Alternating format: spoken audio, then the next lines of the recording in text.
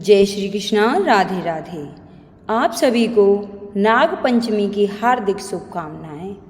नाग पंचमी सावन महीने की शुक्ल पक्ष की पंचमी के दिन मनाया जाता है। यह दिन नाग देवताओं को समर्पित है। पौराणिक काल से ही सर्पों को देवता की तरह पूजा जाता है। माना जाता है कि नाग की पूजा करने से सर्पों के डसने का भय समाप्त हो जाता है। भगवान भोलेनाथ के गले में भी नाग देवता लिपटे रहते हैं।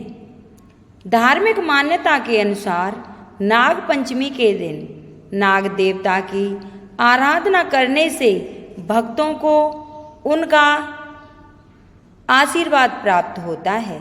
इस दिन महिलाएं संतान सुख और वैवाहिक जीवन की सुख खुशहाली के लिए नाग पंचमी का व्रत रखती हैं। नाग देवता की पूजा करती हैं और नाग देवता को दूध भी अर्पित करती हैं। नाग पंचमी के दिन कालिया, शेषनाग, शंखपाल, दक्ष आदि नाग देवताओं की पूजा की जाती है। नाग पंचमी की पूजा की तैयारी एक दिन पहले से शुरू की जाती है। चौथ के दिन चना, बाजरा, मूंग, मोठ आदि भिगोए जाते हैं। पूजा वाले दिन के लिए भोजन भी चौथ के दिन ही बना लिया जाता है। पूजा के बाद यह ठंडा भोजन खाया जाता है।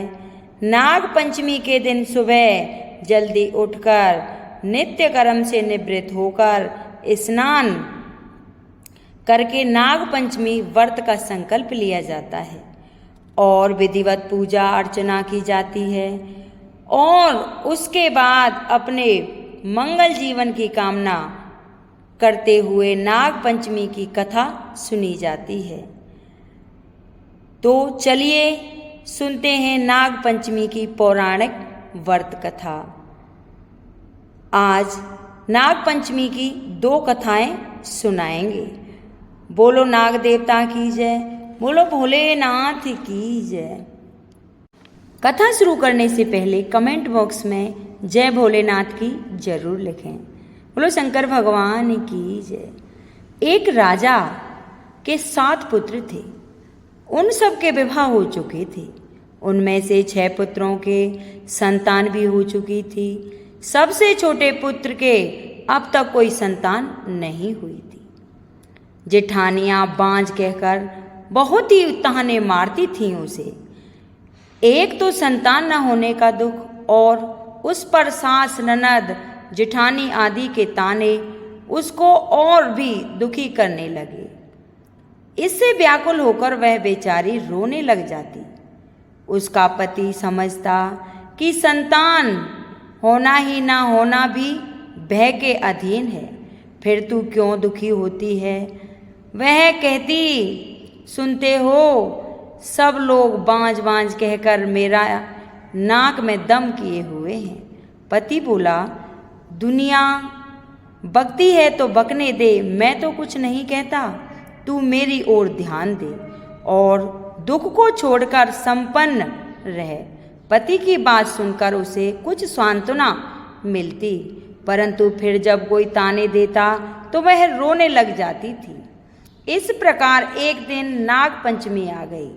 चौथ की रात को उसे स्वप्न में 5 नाग दिखाई दिए। उसने एक ने कहा, अरे पुत्री, कल नाग पंचमी है। तू अगर हमारा पूजन करे तो तुझे पुत्र रत्न की प्राप्ति हो सकती है। यह सुनकर वह उठ बैठी हुई और पति को जगाकर स्वप्न का हाल सुनाया। पति ने कहा, यह कौन सी बड़ी बात है। नाग पंचमी अगर दिखाई दिए हैं तो 5 की आकृति बनाकर उसका पूजन कर देना। नाग लोग ठंडा भोजन ग्रहण करते हैं, इसलिए उन्हें कच्चे दूध से संपन्न करना। दूसरे दिन उसने ठीक वैसा ही किया।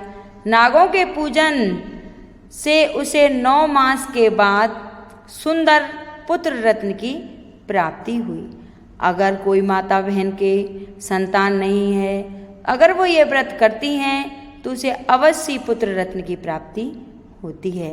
अब सुनते हैं नाग पंचमी की दूसरी व्रत कथा। किसी राज्य में एक किसान परिवार रहता था। किसान के 2 पुत्र, 1 पुत्री थी। एक दिन हल जोतते समय हल से नाग के 3 बच्चे कुचलकर मर गए। नागिन पहले तो विलाप करती रही, फिर उसने अपनी संतान के हत्यारे से बदला लेने का संकल्प किया।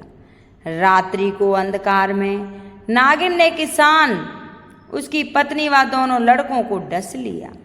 अगले दिन प्रातः किसान की पुत्री को डसने के उद्देश्य से नागिन फिर चली तो किसान कन्या ने उसके सामने दूध का भरा कटोरा रख दिया। हाथ जोड़कर क्षमा मांगने लगी। नागिन ने प्रसन्न होकर उसके माता पिता व दोनों भाइयों को पुनः जीवित कर दिया। उस दिन श्रावण शुक्ल पक्ष में पंचमी थी। तब से आज तक नागों के कोप से बचने के लिए इस दिन नागों की पूजा की जाती है। बोलो नाग पंचमी महारानी की जय, बोलिए शंकर भगवान की जय। अगर मेरी कथा किसी को अच्छी लगी हो तो इसे लाइक करें, शेयर करें, सब्सक्राइब करें, जिससे ज़्यादा से ज़्यादा सभी के पास पहुंच जाए। बोलो शंकर भगवान की जय।